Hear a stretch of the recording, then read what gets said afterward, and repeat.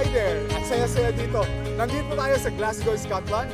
Barrio Fiesta. Dami-dami. Libo-libo ang tao. Pero we have two nurses sa katabi ko.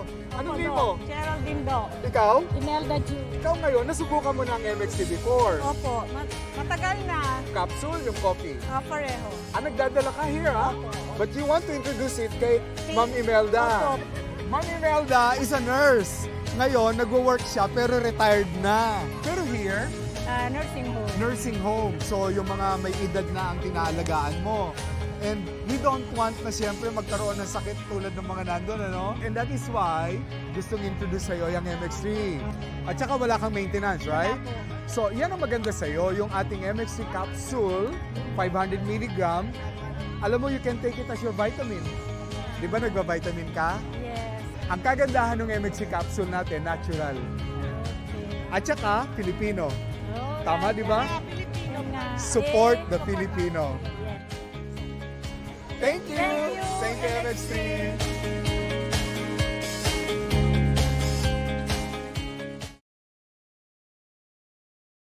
Sabihin mo, energy!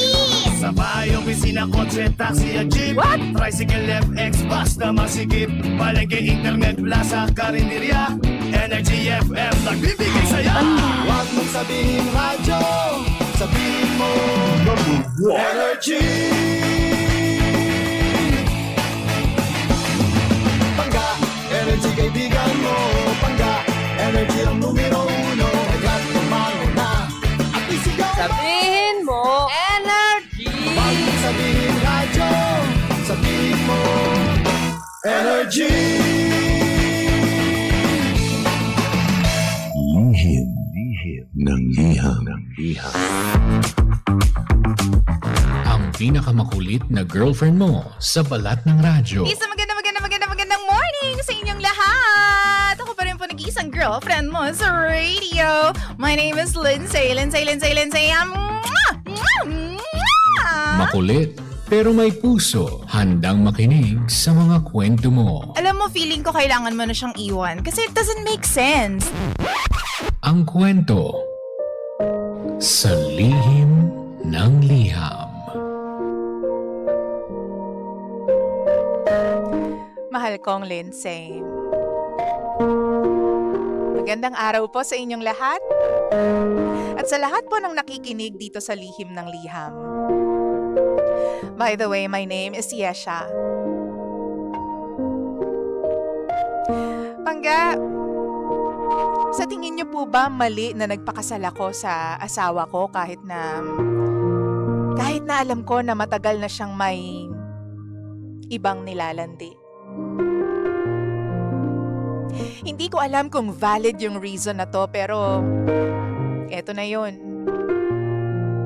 Gusto ko lang pong maliwanagan. 3 taon po yung relationship namin before we decided to get married. Walang wedding proposal na nangyari. Napag-usapan lang na ikasal kami. Kaya nag-prepare na kami ng wedding. Tapos walang kahit ano. Kinasal na kami ng asawa ko.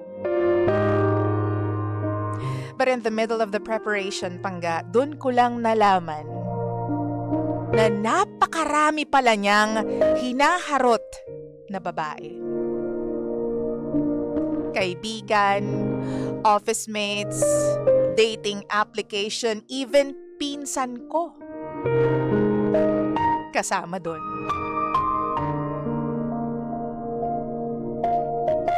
By the way, hindi niya alam na alam ko ang lahat ng tungkol dito. May isang taong pinagkakatiwalaan ko ang nagsabi po sa akin. Pero kahit na alam ko yon, tinuloy ko pa rin magpakasal. Despite of everything that I've known about him. Ang reason ko, nagiging practical lang ako.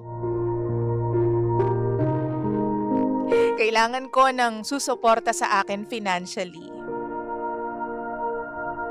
Pera-pera lang.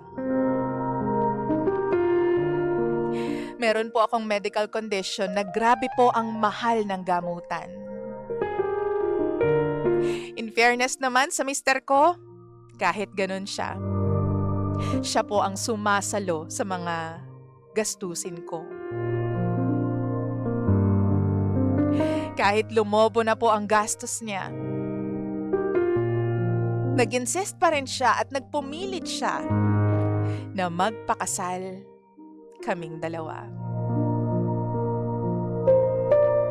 Mas pinili ko po yung magpo-provide para sa akin sa pagpapagamot ko kesa sa aking peace of mind. Kasi sa totoo lang, nakikita ko na siya na patago-tago. Nakikipag-usap sa telepono. Na-confirm ko na rin na hindi lang basta usap ang ginagawa niya. Alam ko rin po na may nangyayari sa kanila nung office mate niya. Pero hindi ako nagsasalita. Kasi alam ko kung anong kondisyon ko. Pero alam mo, kapag kaharap niya ako, parang mahal na mahal niya ako. Parang I'm the only one. Na para bang siya yung pinaka-loyal na asawa sa lahat. Tapos ngayon, kahit papano, may trabaho naman ako.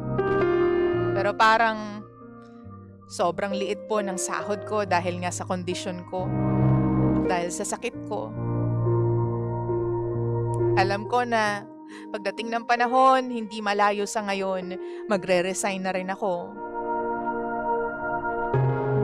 Hindi ko tuloy alam kung baka gusto niyang maging dependent ako sa kanya. Para in case na malaman ko lahat-lahat ng ginagawa niya, yung mga kabit niya, hindi ako pwedeng magalit. Dahil nga sa kanya ako nakaasa. Dependent ako sa kanya financially at physically. Dahil nangihina na rin po ang katawan ko. Siya po yung umaalalay sa akin, DJ Lindsay. Kaya nga tinatanong ko mali kaya na nagpakasal ako? Posible ba na dumating yung time na maging kontrolado niya ako? Kaya pinipili ko na lang talagang manahimik. Kahit pagsapit ng gabi, alam ko na maiiyak na naman ako. Kasi wala naman akong magagawa. Wala akong kalaban-laban.